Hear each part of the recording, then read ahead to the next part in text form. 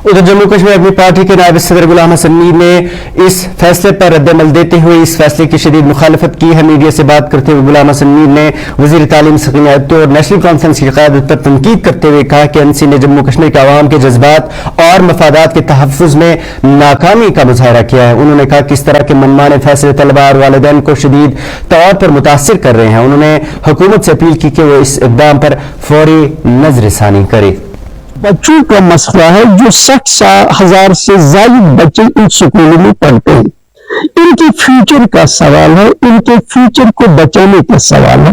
तो उस वक्त एक बयान निकाला गया था कि अगर इन स्कूलों की रिकॉग्निशन नहीं है, लेकिन जो नियरेस्ट स्कूल जिनके हैं वो इनका एग्जाम कंडक्ट करें ताकि इन बच्चों का मुस्तकबिल ज़ाया न हो। आज कुछ कंट्राडिक्शन है।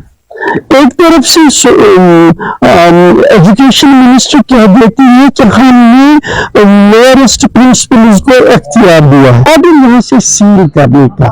इससे जाहिर सी बात है कि यहाँ की जो सरकार है वो भी ने इनको वोट दिया था, उनसे तवक्का की थी कि इनके इंटरेस्ट का वो ख्याल रखेंगे। लेकिन अब लगता है कि उनको इन बच्चों के मुस्तकबिल के साथ कोई लगाव नहीं, वो इनका मुस्तकबिल बचाना नहीं चाहते हैं। इसमें ये नेशनल कॉन्फ्रेंस की नाकामी है, उनको एक्सप्लेन करना पड़े why this at this time.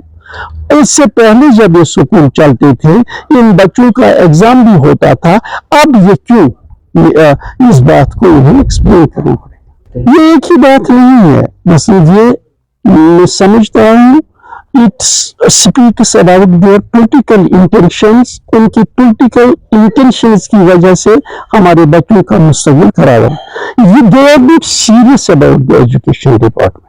आप देख लीजिए आपके एजुकेशन डिपार्टमेंट में वैकेंसीज कितनी खाली हैं।